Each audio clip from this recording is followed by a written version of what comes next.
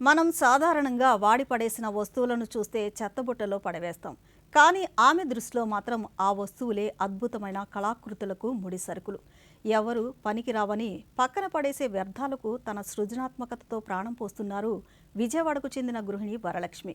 కేంద్ర ప్రభుత్వం ప్రతిష్టాత్మకంగా చేపట్టిన స్వచ్ఛతా మిషన్ స్ఫూర్తితో వ్యర్థాల తగ్గింపు, రీసైక్లింగ్ ద్వారా అద్భుతాలు సృష్టిస్తూ తోటి మహిళలకు స్వయం ఉపాధి బాట చూపిస్తున్న వరలక్ష్మి విజయగాథపై ప్రత్యేక కథనాన్ని ఇప్పుడు చూద్దాం.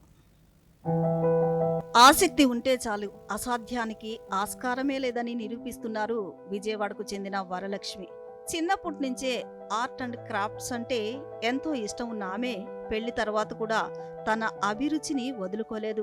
ఇంటి బాధ్యతలు చూసుకుంటూనే తనకు దొరికిన ఖాళీ సమయాన్ని అద్భుతంగా సద్వినియోగం చేసుకుంటున్నారు. వాడి పడేసిన పాత న్యూస్ పేపర్లు, పుస్తకాల అట్టలు, ఖాళీ గమ్ బాటిల్స్, గాజు సీసాలు, ప్లాస్టిక్ మూతలు ఆమె చేతుల్లో పడితే చాలు ఎంతో అందమైన విలువైన షో పీసులుగా రూపుదిద్దుకుంటున్నాయి.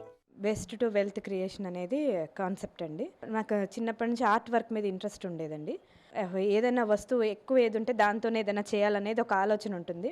సో నా దగ్గర పేపర్ మాత్రమే ఎక్కువ ఉండేదండి. దాంతో నేనేం చేయగలను అని ఆలోచిస్తున్న టైంలో రైస్ సెంటర్కి డిఆర్డిఏ నుంచే రైస్కి వెళ్ళాను నేను. రైజ్లో నాకు వచ్చిన ఆపర్చునిటీ ఏంటంటే అక్కడ ఒక క్లాసెస్ కండక్ట్ చేయమని చెప్పారు. క్లాసెస్ ఇచ్చిన తర్వాత నేర్పించిన వాళ్ళకి నేనే ఎంప్లాయ్మెంట్ ఇస్తున్నాను. సో వాళ్ళ ఇంటి దగ్గర నుంచే పని చేసి వాళ్ళు చేసిన ప్రోడక్ట్ నాకు తెచ్చిస్తారు. వరలక్ష్మి ప్రతిభ కేవలం తన ఇంటికే పరిమితం కాలేదు. గుంటుపల్లిలోని రైజ్ కేంద్రం ద్వారా నైపుణ్య శిక్షణ పొందిన ఆమె ఇప్పుడు తనలాగే ఎంతో మంది గ్రామీణ మహిళలు స్వయం ఉపాధి సాధించేలా ప్రత్యేక శిక్షణ ఇస్తున్నారు. వ్యర్థాలతో అందమైన వస్తువులను తక్కువ ఖర్చుతో ఎలా తయారు చేయాలో నేర్పిస్తూ వారిలో ఆత్మవిశ్వాసాన్ని నింపుతున్నారు. ఇలాంటి మహిళల భాగస్వామ్యంతోనే వికసిత్ భారత్ సాకారమవుతుందని, మహిళా సంఘాల ఉత్పత్తుల అమ్మకాలకు, పంపిణీకి ప్రభుత్వం తగిన అవకాశాలు కల్పిస్తుందని అధికారులు తెలిపారు. పేపర్ క్రాఫ్ట్ చేసే ఒక ఆవిడ వరలక్ష్మి గారని. సో ఆవిడ రైస్ సెంటర్కి వచ్చినప్పుడు ప్యాషన్కి పేపర్తో కొన్ని బొమ్మలు ఇవన్నీ చేసేవాడు. ఈ న్యూస్ పేపర్ ఏదైతే ఉందో వేస్ట్ న్యూస్ పేపర్తో.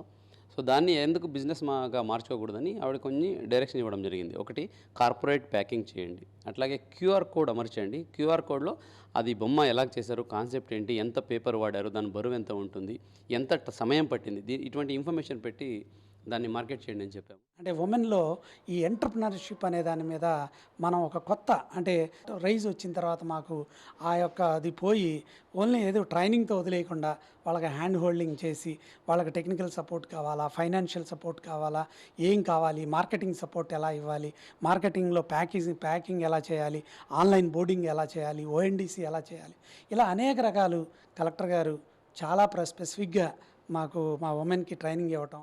పండుగలు, ప్రత్యేక సందర్భాల్లో ఈమె తయారు చేసిన వస్తువులకు మార్కెట్ కంటే తక్కువ ధరకే మంచి నాణ్యతతో లభిస్తుండటంతో స్థానిక ప్రజల నుంచి విశేష స్పందన లభిస్తోంది. ఈ బొమ్మలు నేను ఏంటంటే పేపర్లో చూసి వచ్చి ఆర్డర్ ఇవ్వడం జరిగింది. ఏంటంటే ముందు మోటివ్ ఏంటంటే స్క్రాప్ నుంచి బొమ్మలు తయారు చేయడం.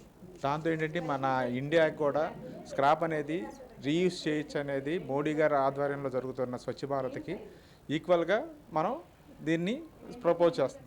పారేసే వస్తువులకే సరికొత్త అందాన్ని తెస్తూ వరలక్ష్మి సాగిస్తున్న ఈ ప్రయాణం పర్యావరణ పరిరక్షణతో పాటు మహిళా సాధికారతకు ఒక దిక్సూచిలా మారింది. నైపుణ్యానికి ఆత్మవిశ్వాసం తోడైతే మహిళలు ఏదైనా సాధించగలరని ఆమె నిరూపిస్తున్నారు.